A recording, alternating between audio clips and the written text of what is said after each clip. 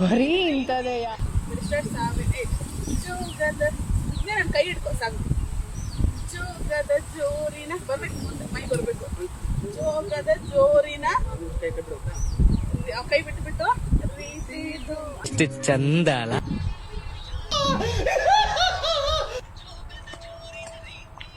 ನೋಡು ನೋಡು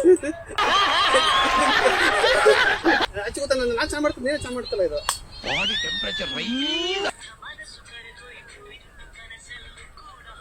ಮತ್ತೆ ಮಾಡ್ತೀನಿ. ಹೊಟ್ಟೆ ಹಿಂಗ್ ಮಾಡಲ್ಲ ನನಗೆ. ಹಂಗ್ ಮಾಡು. ರೆಡಿ?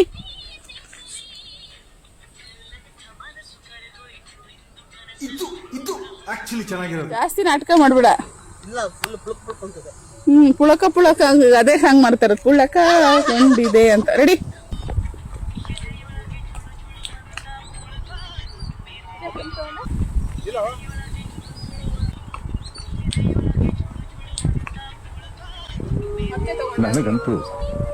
ನನಗಂತೂ ಈ ಜೀವನವೇ ಬೇಸರವಾಗಿ ಹೋಗ್ಬಿಟ್ಟಿದೆ.